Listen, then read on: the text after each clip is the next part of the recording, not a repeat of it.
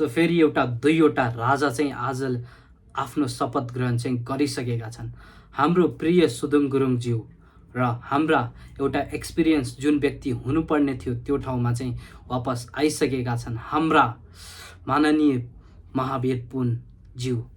आज चाहिँ उनले चाहिँ दुवैजनाले चाहिँ शपथ लिएर चाहिँ आफ्नो कार्यकाल चाहिँ अब आजबाट चाहिँ लिइसकेको छ र हाम्रो विज्ञान तथा प्रविधिको नेता चाहिँ अब हाम्रो नयाँ नेता चाहिँ अब महावीर पुन भइसकेका छन् भने अनि हाम्रो वापस हाम्रो होम मिनिस्टर एउटा हुन्छ नि एउटा बोल्ड डिसिजन लिने गुड मर्निङलाई चाहिँ एउटा डेन्जरस मर्निङ बनाउने हाम्रो सुदुङ गुरुङज्यू पनि वापस आइसकेका छन्। विपक्ष पार्टीहरूलाई चाहिँ एउटा यस्तो सन्देश मिलिसक्यो अब उनीहरू बाँच्नेवाला छैनन् भनेर र एउटा यही फरक छ हैन राष्ट्रिय स्वतन्त्र पार्टी र अरू दलका नेताहरू र अरू दलका पार्टीहरूमा।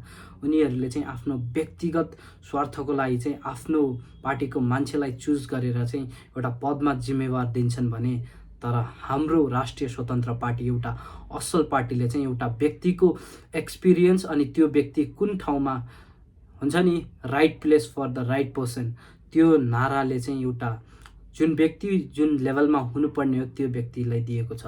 सो महावीर पुन एउटा स्वतन्त्र पार्टीबाट उठेका थिए। त्यो जुन ठाउँबाट महावीर पुन हुन्छ नि चुनाव लडेका थिए त्यहाँबाट हाम्रो राष्ट्रिय स्वतन्त्र पार्टीले चाहिँ चुनावको लागि चाहिँ एउटा पनि क्यान्डिडेट खडा गरेन त्यहाँबाट, किनकि उनलाई थाहा थियो महावीर पुन भनेका यत्तिकै कोही च्यानचुने नेता हुन्न भनेर। अब एमाले काङ्ग्रेस त तिनीहरू छोडिदियो होइन, एमाले काङ्ग्रेस माओवादी अलिकति बुद्धि अब आयो होला होइन, राजनीति कसरी गरिन्छ कुन व्यक्तिले अब हुन्छ नि कुन पद दिँदा अब अहिले सिकिसक्यो होला। सो पछि कपी नगर्नु, सो यदि गरिहाल्यो भने पनि राम्रो व्यक्तिलाई चाहिँ गर्नु है त। सो यो होइन कि अरू पार्टीको नेतालाई दियो सो जुनसुकै आफू जस्तो मिल्ने खालको नदिनु होला, मैले यही भन्छु। सो हाम्रो फाइनली हाम्रो आश भरोसा हाम्रो होम मिनिस्टर अनि हाम्रो हुन्छ नि महावीर पुनज्यूलाई चाहिँ एकदमै मोस्ट वेलकम छ हामी सबै नेपालीको तर्फबाट। र एउटा हुन्छ नि स्ट्रङ्गेस्ट कमब्याक के हो सुदुङ गुरुङले चाहिँ देखाइसकेको छ।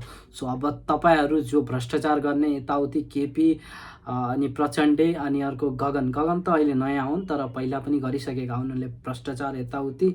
सो शेरबहादुर देउपा, सो तपाईँहरू चाहिँ अब बी अवेर। सो किनभने अब भूकम्प चाहिँ जसरी फिलिपिनमा आएको थियो अब त्योभन्दा पनि खतरनाक भूकम्प चाहिँ अब नेपालमा आउनेवाला छ, त्यो पनि तपाईँहरूको अब हुन्छ नि खतम गर्न आउँदैछ सुदुङ गुरुङ। सो जे भयो राम्रै भयो, जे हुँदैछ राम्रै हुन्छ र हुन्छ नि तपाईँहरू हार्यो, तपाईँहरूले पहिला यति देश बर्बाद गर्यो जे गर्यो, अहिले यस्तो दिन पनि आउने थिएन। सो धेरै धेरै धन्यवाद बालेन सरकार। सो अझै यो विषयमा चाहिँ अझै जुन व्यक्तिलाई पक्राउ गर्नुपर्ने हो, जुन व्यक्तिले जुन ठाउँमा हुनुपर्ने हो त्यो चाहिँ हुनैपर्छ, त्यो चाहे म हो या तपाईँ हो या जुनसुकै व्यक्ति हो होइन, त्यो व्यक्ति चाहिँ त्यो ठाउँमा हुनैपर्छ। र केपी शर्मा ओली तपाईँको ठाउँ चाहिँ त्यहाँ होइन है, तपाईँको ठाउँ चाहिँ जेलमै हो। सो जानैपर्छ।